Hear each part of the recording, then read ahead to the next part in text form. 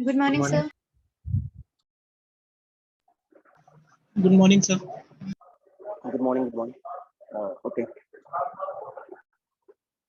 तो जो computer organisation को हम लोगों ने देखा था कि उसके डायग्राम्स को कैसे उसमें मैनेज वो चीज़ें होती हैं। बेसिकली जो कंप्यूटर ऑर्गेनाइजेशन कॉन्सेप्ट है उसमें जो आपकी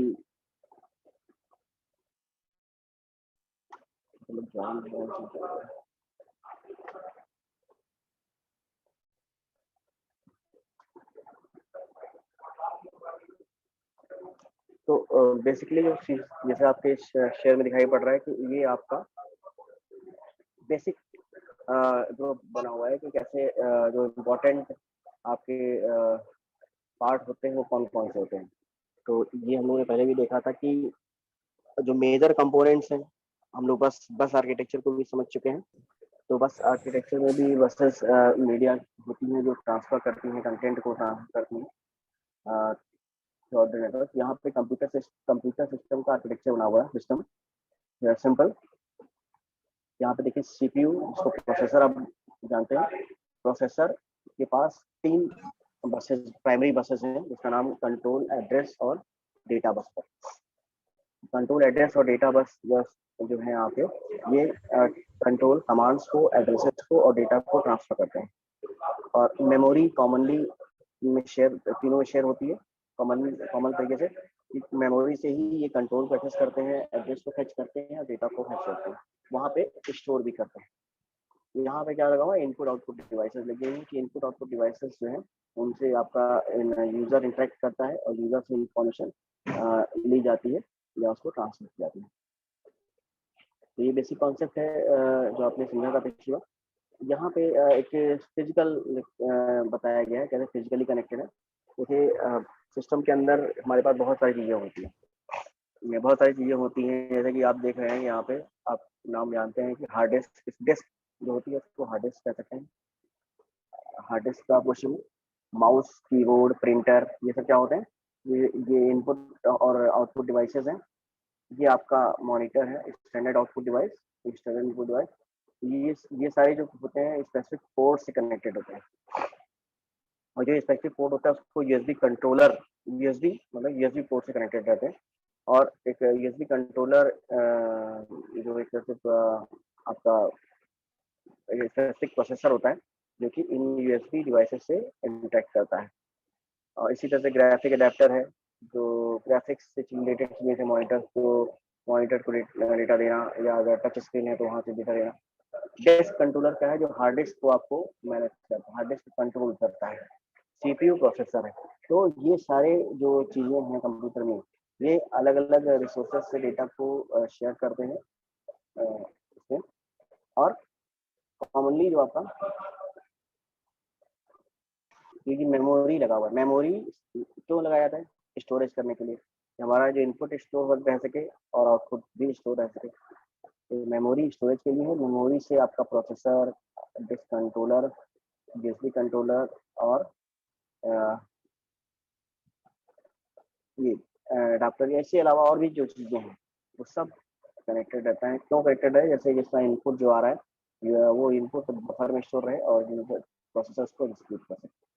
तो ये कुछ चीज़ें थी इसमें आज हम लोग डिस्कस करने जा रहे हैं कि सीपीयू ऑर्गेनाइजेशन प्रोसेसर, जैसे कि अभी आपको मैंने दिखाया कि ये एक तरह से अरेंजमेंट है कंप्यूटर ऑर्गेनाइजेशन का, collection of the various component in the organized manner, और ऐसा कुछ कॉन्सेप्ट है। लेकिन types of CPU organization, CPU processor को कितने तरीके से बनाया जा सकता है, कैसे आप सिस्टम जो होता है किन किन टाइप्स में डिस्क्राइब होता है। तो आज का जो टॉपिक डिस्कस करने का हम लोग का वो है आपका सीपीयू ऑर्गेनाइजेशन। सीपीयू ऑर्गेनाइजेशन का मीनिंग है कि जो आप प्रोसेसर जो सिस्टम है, सिस्टम में कई सारी चीज़ें हैं आपकी। सिस्टम में अभी आपने देखा कि प्रोसेसर है, मेमोरी है, एएलयू है, कंट्रोल यूनिट है, इनपुट आउटपुट डिवाइसेस हैं, ये बहुत सारी चीज़ें हैं।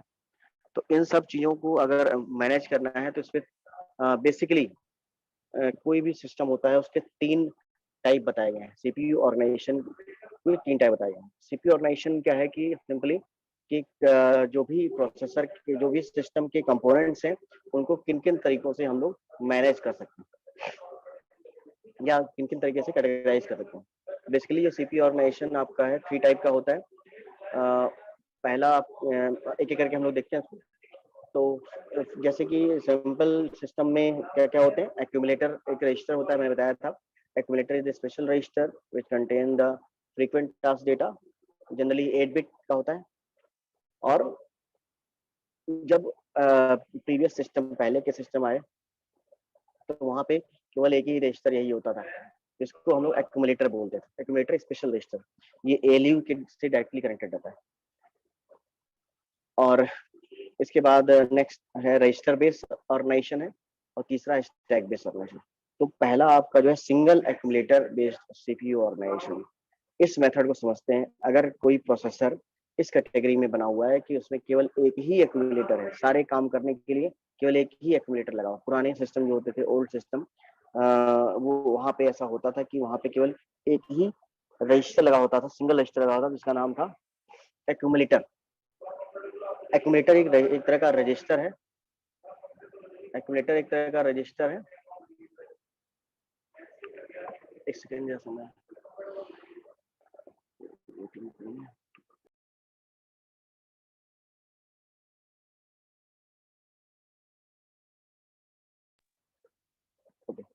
एक्यूमुलेटर स्पेशल रजिस्टर है जो कि एएलयू के या प्रोसेसर के नियरेस्ट लोकेशन पे होता है। और इस तरह के सिस्टम, इस तरह के सीपीयू ऑर्गेनाइजेशन के अंदर single accumulator based CPU organization बोलते हैं, क्योंकि केवल एक ही एक्यूमुलेटर, एक ही रजिस्टर लगा होता है। तो सिंगल जो भी इंस्ट्रक्शन होते हैं वो सिंगल एड्रेस फॉर्मेट में होते हैं, वन एड्रेस फॉर्मेट में होते हैं, केवल सिंगल बिट में दिया जाता है। और सीपीयू ऑर्गेनाइजेशन अगर आप सिंगल एक्यूमुलेटर बेस्ड कहते हैं तो उसमें क्या क्या होगा, कैसे काम करेगा। बेसिक ऑर्गेनाइजेशन है। शुरुआत के सिस्टम इसमें थे पहले, जो जिसमें केवल रजिस्टर बहुत कम बने थे। तो इस सीपीयू ऑर्गेनाइजेशन के अंदर जो भी एक्यूमुलेटर, एक ही रजिस्टर है जिसका नाम एक्यूमुलेटर है, और वो क्या कर रहा है कि जो इसका वर्क क्या है, इन फीचर्स क्या है सिंगल एक्यूमुलेटर बेस्ड ऑर्गेनाइजेशन के लिए, सीपीयू ऑर्गेनाइजेशन के लिए। In this CPU organization the first ALU operand is always store into the accumulator. हमेशा एक ऑपरेंड जो रहेगा वो एक्यूमुलेटर रहेगा। And second operand is present either in register or in memory. तो इसमें होता क्या है, जब सिंगल एक्यूमुलेटर ऑर्गेनाइजेशन होता है तो कोई भी कैलकुलेशन करने के लिए जो एक ऑपरेंड, ऑपरेंड मतलब डेटा, ऑपकोड कमांड, तो कोई भी ऑपरेंड है, जैसे कि आप मान लिया सम निकाल रहे, सम कर रहे हैं, इसमें आप यहाँ पे बता भी देता हूँ एक करके। इसमें जो आपका बेसिकली देखिए, ये एक एक्यूम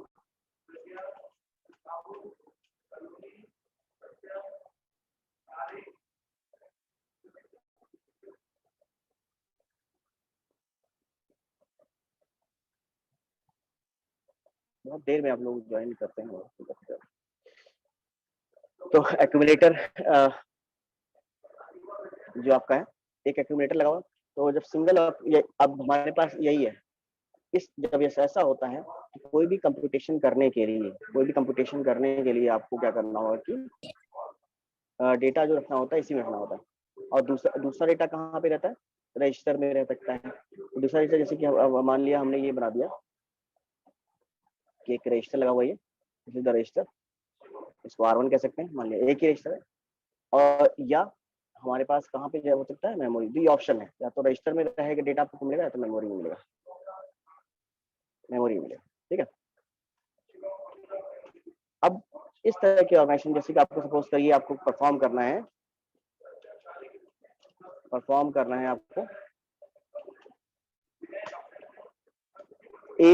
मतलब कि 5 + 6 परफॉर्म करना है सपोज करिए। तो होगा क्या कि 5 आपका यहाँ पे स्टोर रहेगा। मैं भी एग्जांपल आपको सिंपल बता रहा हूँ। 5 एक्यूमुलेटर में रहेगा, इसके बाद जो 6 की वैल्यू है या तो रजिस्टर से आ सकती है या तो एक्यूमुलेटर, ये जो दो चीजें हैं वो हमारी और में और से आ सकती है। ठीक है, तो इसमें जैसे कि अगर आपके यहाँ पे अब ये कमांड में बताया जाता है कि क्या आपको रजिस्टर से डेटा लेना है कि काउंट लेना है। तो जैसे कि यहाँ से जब डेटा कॉपी किया जाएगा, जैसे यहाँ पे सपोज करिए रजिस्टर में आपका 6 पड़ा हुआ है, रजिस्टर में 6 पड़ा हुआ है, ठीक है, या 6 यहाँ मतलब कि सेकंड ऑपरेंड जो है वो यहाँ पर भी हो सकता है, क्योंकि दो ही ऑपरेंड में तो ऐड कर सकते हैं, क्योंकि 5 + 6 करना है। पहला वाला ऑपरेंड तो एक्यूमुलेटर रहेगा, दूसरा रजिस्टर या मेमोरी में रहेगा। तो जैसे ही ये आपका ऑपरेशन परफॉर्म किया जाता है, जैसे आप लिखते हो ऐड R1, ये कमांड लिखा आपने, तो ऐड R1 जब लिखेंगे तो मतलब कि यहाँ पे इसका मीनिंग है कि इसको ये कर क्या रहा है कि आपके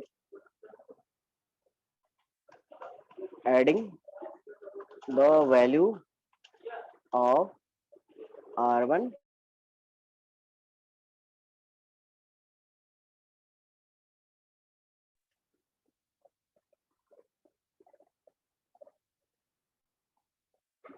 ठीक है, मैं बस इतना ही लिख रहा हूँ, ज़्यादा बड़ा नहीं। ठीक है, ये एक्यूमुलेटर है।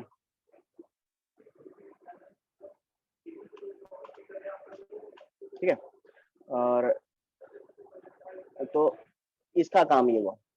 तो ये जब ये मशीन लैंग्वेज लिखी जा रही है, जैसे कि आप सिंपल जैसे ये कमांड इंस्ट्रक्शन, वहाँ पे सिंगल इंस्ट्रक्शन चलते थे, तो कमांड होता था और आपने इंस्ट्रक्शन फॉर्मेट पढ़ा ही हुआ है कि उसमें आपका पहला ऑप कोड होता है, देन ऑपरेंड होता है। तो ये जो कमांड चल रहा है कि एक्यूमुलेटर की वैल्यू में R1 की वैल्यू ऐड कर दो, या तो हम ये लिख सकते हैं या तो क्या कर सकते हैं, ये लिखा जा सकता है ऐड M। तो ये क्या कर रहा है आपका, यहाँ पे इसका क्या हो रहा है, इस वाले ऑप्शन में क्या हो रहा है कि मेमोरी से आ रहा है। आपने अभी बताया, मैंने बताया कि जो सेकंड ऑप्शन हो सकता है कि वैल्यू फ्रॉम मेमोरी। ठीक है, तो या तो रजिस्टर से वैल्यू आ रही है या तो मेमोरी से आ रही है, और जो भी रिजल्ट आएगा वो रिजल्ट कहाँ रहेगा, वो रिजल्ट आपके एक्यूमुलेटर में ही स्टोर होता है, क्योंकि सिंगल रजिस्टर है, केवल इसी में सब कुछ होना है। पहले पहला रजिस्टर होगा, वहां से आया, अब इसमें नेक्स्ट वैल्यू जब परफॉर्म हो जाएगा तो इसकी वैल्यू क्या हो जाएगी, 11 हो जाएगी। ठीक है, अब जब आप इसकी वैल्यू को अगर कहीं स्टोर करेंगे आप, तो आपको एक्यूमुलेटर में सम्मिलेगा। तो ये सिंगल एक्यूमुलेटर बेस्ड ऑर्गेनाइजेशन है, जहाँ पे आपका एक ही एक्यूमुलेटर यूज किया जाता है ऑपरेशन करने के, कंप्यूटेशन करने के लिए। और जो दूसरा भाई, जैसे कि हम कोई भी कैलकुलेशन करते हैं, ऐड करना, सब्ट्रैक्ट, डिवीजन, मल्टीप्लिकेशन, तो उसमें दो ऑपरेंड की जरूरत पड़ती है, दो नंबरों में ही कर सकते हैं, एक में सिंगल में हो सकता है। तो पहला जो ऑपरेंड होता है वो आपका एक्यूमुलेटर में पड़ा होता है, और दूसरा ऑपरेंड या तो रजिस्टर से आएगा या तो मेमोरी से आएगा। तो अगर रजिस्टर से आ रहा है तो ऐसा कुछ कमांड लिखा जाता है, और मेमोरी से आ रहा है तो ऐसा कुछ लिखा जाता है।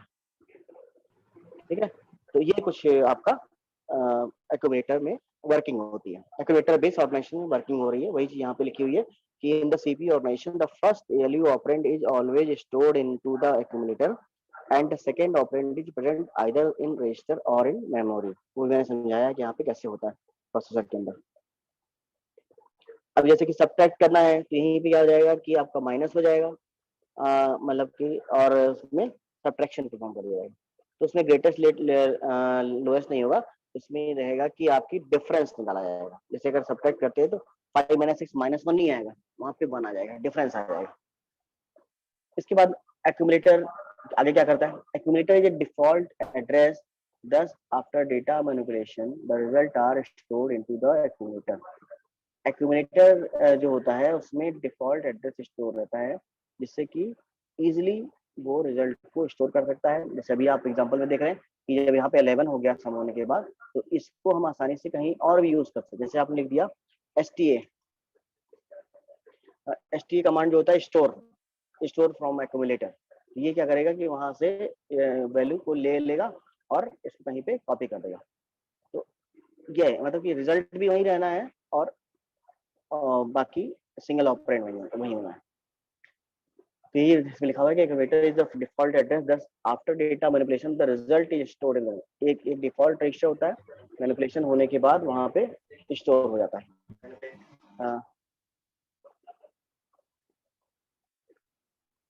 Mute yourself. तो इसके बाद क्या है, वन एड्रेस इंस्ट्रक्शन। अब क्योंकि ये एक्यूमुलेटर है, यहाँ पे हर काम के लिए एक ही वैल्यू, एक ही चीज दी हुई है, एक्यूमुलेटर दिया हुआ, यही कंप्यूट करेगा। इस तरह के ऑर्गेनाइजेशन के अंदर single one address scheme use की जाती है। वन एड्रेस स्कीम यूज की जाती है, मीनिंग है कि वहाँ पे देखिए, यहाँ पे एग्जांपल दिया हुआ, ये फॉर्मेट दिया है ऑपकोड। ऑपकोड मतलब होता है कमांड। ये हमारा देखिए, ये ऑपकोड है। Here add is the opcode command और this is the operand. Operand, operand में रजिस्टर का नाम हो सकता है, कोई डेटा वैल्यू हो सकती है, कोई मेमोरी लोकेशन हो सकता है। तो यहाँ पे देखिए लिखा हुआ है कि जो इस सिंगल एड्रेस स्कीम होती है, वहाँ पे ऑपकोड रहता है और ऑपरेंड रहता है। तो यहाँ पे ऑपरेंड एड्रेस या डेटा हो सकता है। ऑपकोड देखिए लिखा है, opcode indicate the type of operation to be perform. कौन सा ऑपरेशन परफॉर्म करना है। अब बेसिकली कौन ऑपरेशन क्या करना है, जैसे यहाँ पे मैंने बताया कि ऐड कर रहा है रजिस्टर की वैल्यू को एक्यूमुलेटर में, ऐड कर रहा है मेमोरी की वैल्यू को एक्यूमुलेटर में, स्टोर करे एक्यूमुलेटर की वैल्यू को मेमोरी के में। तो एक्शन क्या करना है वो बताता है कमांड। तो ऑपकोड जो होता है वो बताता है कि the type of operation to be perform, कौन सा ऑपरेशन परफॉर्म करना है। और जो भी ऑपरेशन होते हैं देखिए दो तरीके से होते हैं। पहला ऑपरेशन है जो होता है वो उसको कहते हैं data transfer operation. Data transfer operation. तो डेटा ट्रांसफर ऑपरेशन क्या होते हैं कि जब आप कोई वैल्यू, जैसे अभी यहाँ पे हमने यहाँ पे क्या किया, एक्यूमुलेटर से वैल्यू रिजल्ट स्टोर कर लिया। ऐड मूव कमांड होता है। तो लोड है, लोड एक्स की वैल्यू लोड करें, स्टोर करें, ये सब आपके मशीन असेंबली लैंग्वेज कमांड लिखे हुए हैं। तो इस ये आपके डेटा ट्रांसफर के लिए, कोई भी स्पेसिफिक डेटा अगर मूवमेंट हो रहा है, कहीं पे भेजा जा रहा है, चाहे रिजल्ट के लिए या अदर कंप्यूटेशन के लिए, तो उसको हम लोग डेटा ट्रांसफर ऑपरेशन बोलते हैं। जैसे कि लोड, स्टोर, मूव, ये सारे कमांड आपके होते हैं।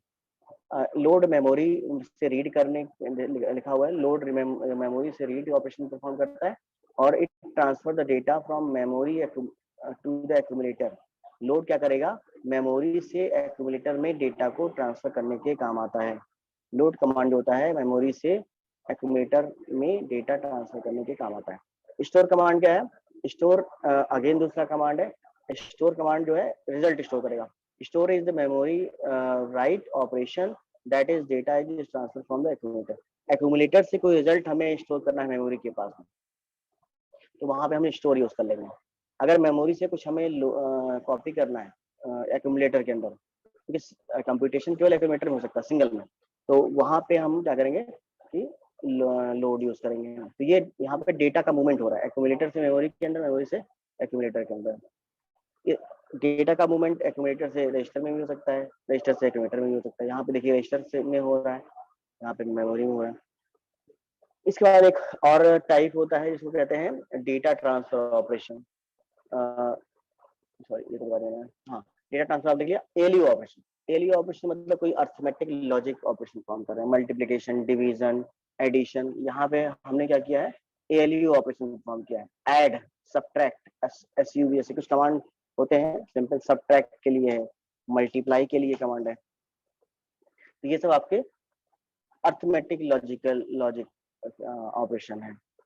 जैसे कि कंपेयर करने के लिए COMP कमांड होता है, बहुत सारे कमांड होते हैं। तो इसमें आपका एलयू ऑपरेशन जो होता है वो अर्थमेटिक ऑपरेशन को परफॉर्म करने वाले कमांड होते हैं सारे। जैसे यहाँ पे देखिए MULT लिखा हो, मल्टीप्लाई। यहाँ पे क्या हो रहा है कि एसी, हाँ एक चीज और याद रखिए कि एक्यूमुलेटर को हम लोग एक और नाम से भी जानते हैं, जिसको हम लोग कहीं पे आपका कैपिटल AC लिखा हो या कहीं पे और ए सिंगल, मतलब कि अगर ए है तो ए रजिस्टर जो है वो एक्यूमुलेटर को रिप्रेजेंट करता है, या AC जो है वो एक्यूमुलेटर को रिप्रेजेंट करता है। ये कंप्यूटर आर्किटेक्चर में डिफाइन किया था। तो ये जो आपका यहाँ पे AC दिखा रहे हैं, तो AC क्या बता रहा है, एक्यूमुलेटर क्या कर रहा है, ये आपकी रजिस्टर ट्रांसफर लैंग्वेज है। यहाँ पे AC MX, मतलब कि MX M फॉर मेमोरी होता है, X लोकेशन है, मेमोरी लोकेशन X से वैल्यू एक्यूमुलेटर में जा रही है, ये बता रहा है, ट्रांसफर हो रही है। राइट टू लेफ्ट ये ट्रांसफर पढ़ा जाता है, रजिस्टर ट्रांसफर लैंग्वेज कहते हैं। रजिस्टर्स के बीच में इसको लिखा जाता है असेंबली लैंग्वेज में। अब इतना डीप में आपका नहीं है, लेकिन ये जान लीजिए कि यहाँ पे एक्यूमुलेटर में ट्रांसफर हो रहा है या वहां से मल्टीप्लाई किया जा रहा है।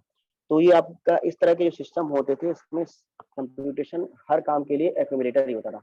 वहीं पे आपको कॉपी करना है मेमोरी से डेटा पे, वहीं पे आपको सिंपल डेटा कॉपी करना है, रजिस्टर से कॉपी करना है, रिजल्ट आएगा, रिजल्ट को स्टोर करना है, ये सब एक्यूमुलेटर से ही होता है। तो यहाँ पे देखिए लिखा हुआ है, is accumulator, MX is the memory word location eight location x. जो सी भी इस तरह का ऑर्गेनाइजेशन होता है, ये आपके पुराने सिस्टम पीडीपी 8 प्रोसेसर जो होते थे, पीडीपी 8 प्रोसेसर जो होते थे, वो सिंगल एड्रेसिंग बेस स्कीम के थे या एक्यूमुलेटर बेस्ड सिस्टम चलाते थे। ये कंप्यूटर का नाम है। जैसे कि आजकल आप बोलते हैं IBM 64 है और सेलेरॉन है, तो इसी तरह से जब पीडीपी 8 प्रोसेसर जो आए थे पुराने, वो आपके सिंगल एक्यूमुलेटर बेस्ड सिस्टम थे और वहाँ पे कैलकुलेशन एक्यूमुलेटर के बेसिस पे होता था। प्रोसेस कंट्रोल और लेबोरेटरी एप्लीकेशन के लिए इसका यूज हुआ जाता था। इसने क्या किया कि सिंपली आगे चल के अभी आपका दूसरा टाइप आएगा, उसमें उसको एक्सचेंज कर देगा। अब यहाँ पे सिंगल इसके कोई भी स्कीम होती है तो उसके लिमिटेशन होते हैं, एडवांटेजेस होते हैं, क्योंकि उसी लिमिटेशन को हम लोग नेक्स्ट मेथड में दूर करने की कोशिश करते हैं। तो अब हम यहाँ पे देख रहे हैं कि जो एक्यूमुलेटर ऑर्गेनाइजेशन है आपका, एक्यूमुलेटर बेस्ड सीपीयू ऑर्गेनाइजेशन है, उसका क्या फायदा है, क्या नुकसान है। तो एडवांटेज अगर देखें तो one of the operand is always held by the accumulator register. One of the operand is always held by the accumulator register, मतलब कि हमेशा एक ऑपरेंड एक्यूमुलेटर रजिस्टर में स्टोर रहेगा, हमेशा एक ऑपरेंड एक्यूमुलेटर रजिस्टर में स्टोर रहेगा। ये इसका नियम होता है। जैसे अभी आपने देखा कि वहां पे एक ऑपरेंड वहां पे जरूर रहेगा, क्योंकि उसी से वो कैलकुलेशन हो पाएगा। This result is short instruction less memory space. इसमें होता है क्या कि रिजल्ट जो होता है छोटा होता है और कम मेमोरी लोकेशन की जरूरत पड़ती है, क्योंकि शुरुआत में मेमोरी बहुत शॉर्ट थी, इसलिए इसको इसका यूज किया जाता था। तो इसमें कम से कम मेमोरी लोकेशन की जरूरत पड़ती है, रजिस्टर की कम की जरूरत पड़ती है, एक ही रजिस्टर से काम, मतलब एक या दो रजिस्टर से काम हो जाता है। और instruction cycle takes less time because it saves time in the instruction fetching from memory. Instruction cycle जो होती है वो कम समय लेगी, क्योंकि ये आपका इंस्ट्रक्शन फेचिंग जो है टाइमिंग कम हो जाती है, क्योंकि इसमें इंस्ट्रक्शन ही कम होंगे, छोटे छोटे इंस्ट्रक्शन होंगे और वो केवल एक्यूमुलेटर बेस्ड इंस्ट्रक्शन होंगे, तो कॉम्प्लेक्स इंस्ट्रक्शन नहीं होंगे, लेकिन ये जल्दी से जल्दी एग्जीक्यूट हो जाएंगे। ये इसके फायदे हैं कि एक्यूमुलेटर बेस्ड रजिस्टर जो होता है वो आपका रिजल्ट स्टोर करता है, डेटा मेमोरी या अदर रजिस्टर से कॉपी करता है। एक्यूमुलेटर जो होता है वो कोई भी इंस्ट्रक्शन साइकिल है, कमांड एग्जीक्यूशन है, वो जल्दी हो जाता है वहां पे, छोटे कमांड को नहीं होते। डिसएडवांटेजेस क्या है, डिसएडवांटेजेस देखते हैं हम ध्यान से। Complex expressions are computed, program size increases due to the uses of many short instruction to execute it. 10 memory size, इसका मीनिंग ये है कि आपको एक टास्क करने के लिए बहुत ज्यादा कोडिंग करनी पड़ती है, लंबे लंबे प्रोग्राम लिखने पड़ते हैं। कमांड छोटा है तो हर काम को हमें करने के लिए ज्यादा ज्यादा इंस्ट्रक्शन लिखने पड़ेंगे। जितने ज्यादा इंस्ट्रक्शन होंगे उतना प्रोग्राम आपका बड़ा हो जाएगा, क्योंकि program is the collection of instruction. Program बड़ा हुआ तो उसको रन करने के लिए मेमोरी भी ज्यादा चाहिए। तो इस तरह के सिस्टम में बहुत ज्यादा मेमोरी की रिक्वायरमेंट होती है। ये इसका ड्रॉबैक है कि नंबर ऑफ इंस्ट्रक्शन छोटे तो हैं लेकिन समझने के लिए, लेकिन उनकी जो वैल्यूज है, नंबर्स हैं, वो ज्यादा है। नेक्स्ट प्रॉब्लम ये है आपका कि डिसएडवांटेज देखिए। डिसएडवांटेज में क्या है कि आपका हाँ कि जो हाँ साइज, प्रोग्राम साइज इंक्रीज कर रहा है, प्रोग्राम साइज जो है आपका,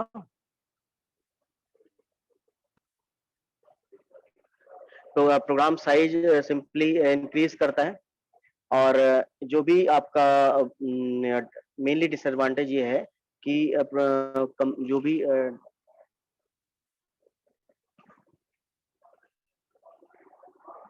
जो भी सिस्टम का साइज है, जैसे कि जो भी सिंगल इंस्ट्रक्शन लगते हैं, वो सारे सिंगल इंस्ट्रक्शन एक एक करके जो लग रहे हैं, वो ज्यादा नंबर ऑफ इंस्ट्रक्शन हो जाते हैं पर्टिकुलर कमांड को रन करने के लिए, प्रोग्राम को रन करने के लिए। अब प्रोग्राम की अगर नंबर ऑफ इंस्ट्रक्शन ज्यादा होंगे तो हमारा साइज इंक्रीज कर देता है और मेमोरी की ज्यादा रिक्वायरमेंट होती है। तो इसका ड्रॉबैक है इस तरह के ऑर्गेनाइजेशन में कि इसमें ज्यादा से ज्यादा मेमोरी की रिक्वायरमेंट होती है। इसके बाद आपका दिया हुआ है क्या, number of instruction increase program execution time, जैसे ही ज्यादा इंस्ट्रक्शन इंक्रीज करेंगे उसका साइज इंक्रीज करेगा। तो ये इसका ड्रॉबैक है। ये जो सिस्टम था बहुत ही लार्जेस्ट मेमोरी की रिक्वायरमेंट थी इसको, और इस लार्जेस्ट मेमोरी की रिक्वायरमेंट को फुलफिल करने के लिए हमें लार्जेस्ट मेमोरी की जो रिक्वायरमेंट है उसको हम लोग जो फुलफिल कर रहे हैं उसके लिए हमें ज़्यादा एग्जीक्यूशन टाइम चाहिए, ज़्यादा ये चाहिए। ठीक है, तो इस तरह से यहाँ पे और इसके बाद फिर आगे देखते हैं। हाँ, तो अब इतनी पहली बात, मेमोरी साइज का रिक्वायरमेंट ज़्यादा है और इंस्ट्रक्शन ज़्यादा होंगे, बल्कि प्रोग्राम होता है, तो इसकी वजह से आपका ये मेनली यूज नहीं किया जाता है। और एग्जांपल क्या रखिए, PDP-8 प्रोसेसर जो था वो आपका इस तरह का प्रोसेसर। उसके बाद नेक्स्ट, अब इतनी प्रॉब्लम को जो हम लोग देख रहे हैं, इस प्रॉब्लम कैसे दूर किया जाए। तो दूसरा टाइप आता है ऑर्गेनाइजेशन का, कि यहाँ पे आपका सिंपल जो हम जिसको हम दूसरा टाइप बोलते हैं register based CPU organization. Register based CPU organization, जो अभी प्रॉब्लम हम लोग देखी कि नंबर ऑफ इंस्ट्रक्शन बहुत ज़्यादा हो रहे हैं, बल्कि प्रोग्राम हो रहा है, मेमोरी साइज ज़्यादा चाहिए। तो इन सब प्रॉब्लम को दूर करने के लिए हम लोग क्या कर रहे हैं कि नेक्स्ट मेथड देख रहे हैं, जिसको बोलते हैं रजिस्टर बेस्ड CPU ऑर्गेनाइजेशन। तो जनरल पर्पज, अब ये हम लोग याद रखेंगे कि कुछ रजिस्टर जो उन्होंने पढ़े थे कि रजिस्टर का काम होता है स्टोर करने का काम होता है। कुछ लिमिटेड रजिस्टर होते हैं वो यूज किए जाते हैं रजिस्टर बेस्ड ऑर्गेनाइजेशन के अंदर। कोई भी कंप्यूटेशन, स्टोरेज, रिजल्ट का स्टोरेज, ये सब रजिस्टर में ही होता है, सारा काम रजिस्टर में ही होता है। मतलब कि अगर सपोज करिए कि आपको नंबर ऐड करने हैं, जैसे मैं यहाँ पे आपको एग्जांपल शो कर दे रहा हूँ कि एक रजिस्टर आपका है, मान लिया कि आप कंप्यूटेशन ही करते हैं, अब यहाँ पे सारा काम रजिस्टर से होगा। ठीक है, ये तो ये सपोज करिए आपका R1 है, ये R2 है आपका, और ये आपका R3 है, तो अब जैसे कि यहाँ पे देखिए लिखा हुआ है मल्टीप्लाई R1 R2 R3। ठीक है, तो अब जैसे कि यहाँ पे आपने कुछ कोई वैल्यू, अगर ये डेटा, ये रजिस्टर का नाम लिख दिया मैंने, मान लिया आपने 4 लिख दिया, 5 लिख दिया, सॉरी, इसके बाद आपने 2 लिख दिया। तो हम क्या करना चाह रहे हैं, जब आप ये लिखोगे, आपने लिखा यहाँ पे MULT R1, ठीक है, कॉमा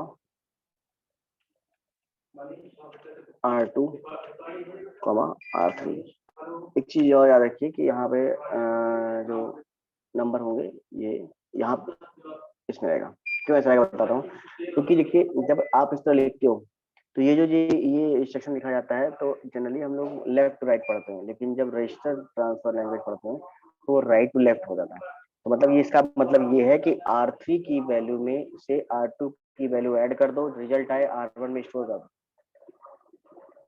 ठीक है, अगर आपको नॉर्मली काम करना है तो आप इसे नॉर्मल करना चाहते हैं कि R1 R2 ऐड हो, तो आप क्या करोगे, जिसमें रिजल्ट स्टोर करना है उसको पहले लिखेंगे, फिर जिस पहला ऑपरेंड लिखेंगे, फिर दूसरा ऑपरेंड लिखेंगे, तब ये करेगा कि R1 R2 को जोड़ो और R3 में रखो। लेकिन अगर पहले आपने इस तरह लिख दिया, उसका मीनिंग है कि R2 R3 की वैल्यू को सॉरी मल्टीप्लाई करो, तो R3 के 9 की वैल्यू है, R2 के लिए 5 है, और रिजल्ट किसमें हो गया, यहाँ पे 45। तो यहाँ पे ये रिवर्स इस तरह से रजिस्टर, यहाँ पे कोई भी, अब जैसे कि एक तरह से देखा जाए तो ये भी एक रजिस्टर ही है, लेकिन यहाँ पे एक स्पेशल एक्यूमुलेटर का ही यूज किया जा रहा है, उसको हम लोग एक्यूमुलेटर बेस कहते हैं, लेकिन है वो रजिस्टर ही। ये प्योर रजिस्टर बेस ऑर्गेनाइजेशन है, हर चीज यहाँ पे रजिस्टर में ही स्टोर हो रही, रजिस्टर से डेटा लिया जा रहा है, रजिस्टर में ही स्टोर किया जा रहा है। तो इसको हम लोग कहते हैं general register base CPU organization, यहाँ पे रजिस्टर्स होते हैं। अब जैसे कि अगर आपका 8 बिट का सिस्टम है, टोटल 8 बिट रजिस्टर आपके पास अवेलेबल है, आपका 16 बिट का है, 16 बिट का अवेलेबल है, जितने नंबर ऑफ रजिस्टर्स होते हैं उतने आपको अवेलेबिलिटी रहती है, लेकिन सारे के सारे रजिस्टर केवल इसी मल्टीप्लिकेशन और डिवीजन के लिए नहीं होते, कुछ रजिस्टर प्रोसेसर अपने काम के लिए रखता है। तो अगर आपका जैसे कि 8 रजिस्टर है, उसमें लगभग 4 रजिस्टर वो आपके लिए डेटा और एड्रेस के लिए है, बाकी 4 रजिस्टर जो है वो स्पेशल पर्पज रजिस्टर कहलाते हैं। उनको हम लोग प्रोसेसर अपने कुछ खास कामों के लिए रखता है, वो यूजर के हाथ में नहीं रहते हैं, प्रोग्रामर के हाथ में नहीं रहते हैं। तो रजिस्टर जो होते हैं उनको उनकी उनकी जो ऑक्यूपेशन है वो लिमिटेड रहती है। तो इस जैसे कि यहाँ पे देखिए नंबर को ऐड करके आपने यहाँ पे लिखे रजिस्टर बेस्ड ऑर्गेनाइजेशन, और देखिए यहाँ इसको इस तरह भी लिखा जा सकता है 10 करके, कि इसको जैसे कि आप इसका मीनिंग क्या है कि आप यहाँ पे क्या कर रहे हो, अगर इसको देखना मैं पढ़ा देता हूँ इसको इधर से। तो ये क्या कर रहा है, R1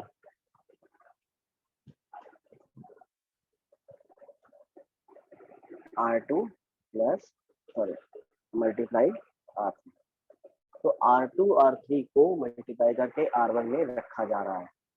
इसको इसको हम लोग रजिस्टर नोटेशन में कर सकते हैं। तो ये दो फील्ड का ऐड करके मतलब तीनों ही रजिस्टर है, रजिस्टर का केवल रजिस्टर का यूज हो रहा है, इसलिए इसको रजिस्टर बेस्ड ऑपरेशन बोलते हैं, इंस्ट्रक्शन बोल देते हैं। इसी तरह से आप देखिए यहाँ पे और रजिस्टर बेस्ड ऑर्गेनाइजेशन जो है वो इस मेथड पे बेस्ड जो आपका कंप्यूटर है वो IBM 360 और PDP 11, IBM का 360 प्रोसेसर और PDP 11 जो IBM जानते ही कंपनी है जो कि हार्डवेयर बनाती है, प्रोसेसर बनाती है।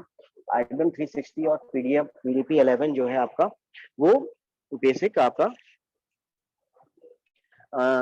रजिस्टर बेस्ड ऑर्गेनाइजेशन पे बेस होता है। एडवांटेज डिसएडवांटेज देख लेते हैं। एडवांटेजेस आपके हैं बेसिकली रजिस्टर बेस्ड ऑर्गेनाइजेशन के लिए कि यहाँ पे दिया हुआ है कि आपके बेसिक एडवांटेज क्या है। एडवांटेज ये है कि efficiency of CPU increases as there are large number of register. जितने ज्यादा आपके पास रजिस्टर होंगे उतने ज्यादा आप ज्यादा से ज्यादा काम कर सकते हैं। जैसे 8 बिट का रजिस्टर 16 बिट से कम काम कर पाएगा, 32 बिट का रजिस्टर जो होगा वो ज्यादा वर्क कर पाएगा, 64 बिट का ज्यादा वर्क कर पाएगा। आजकल आपके 32 बिट के सिस्टम डेस्कटॉप अवेलेबल है, 64 बिट के लैपटॉप अवेलेबल है। तो वहां पे इसका मीनिंग है वहां पे 64 रजिस्टर्स अवेलेबल है, 32 रजिस्टर्स अवेलेबल है। अगर इससे ज्यादा 128 बिट होता तो वहां पे उतने ज्यादा रजिस्टर। तो अगर 64 बिट का लैपटॉप अवेलेबल है तो उसमें आप ज्यादा काम कर सकते हैं। उसमें भले ही कुछ लगभग 50-40% आपका सिस्टम यूज के लिए रख लिया जाए, स्पेशल पर्पज के लिए रखा जाए, फिर भी आपके पास ज्यादा रजिस्टर होंगे अपने काम को करने के लिए। तो जितने ज्यादा रजिस्टर होते हैं उतना ही ये इफिशिएंट काम करता है। Less memory space is used to store the program since the instructions are written in the compact form. यहाँ पे किसी कमांड में देखिए मेमोरी नहीं लिखा हुआ।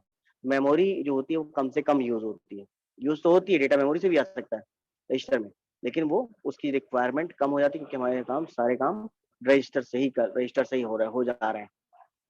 तो ये इसकी चीजें मतलब एडवांटेज है कि कम से कम मेमोरी की रिक्वायरमेंट। डिसएडवांटेज क्या है, क्या लिमिटेशन है? डिसएडवांटेज ये है कि इस रजिस्टर बेस्ड ऑर्गेनाइजेशन का कि care should be taken to avoid necessary uses of register, necessary uses of register। Register के जो यूजर्स हैं हम लोग कर सकते हैं, और सॉरी डिसएडवांटेज हम लोग देख रहे हैं। तो डिसएडवांटेज में बेसिकली है कि अननेसेसरी यूज ऑफ रजिस्टर को हम लोग डेटा और एड्रेस के लिए यूज कर रहे हैं। रजिस्टर क्योंकि हमारे पास लिमिटेड है, मैंने बताया 64 बिट का रजिस्टर आपके पास है, 64 बिट का आपका लैपटॉप है तो उसमें केवल 64 ही रजिस्टर है, लेकिन काम बहुत ज्यादा है। तो अगर कई सारे काम आप अगर रजिस्टर के बहुत सारे काम डेटा और एड्रेस होल्ड करने के लिए देंगे तो बाकी काम कहाँ से होंगे। तो इसमें अननेसेसरी यूजेज ऑफ रजिस्टर होता है। Compiler need to more intelligent in the aspect. Compiler जो होता है उसको बहुत ज्यादा ध्यान रखना पड़ता है कि वो कैसे इन चीजों को चेक करे, स्टोर करे। इसके बाद क्या है, since large number of register are used thus extra cost is required in this organisation. तो इसमें बहुत सारे large number of register use हो रहे हैं, इसीलिए एक्स्ट्रा कॉस्ट की जरूरत पड़ती है।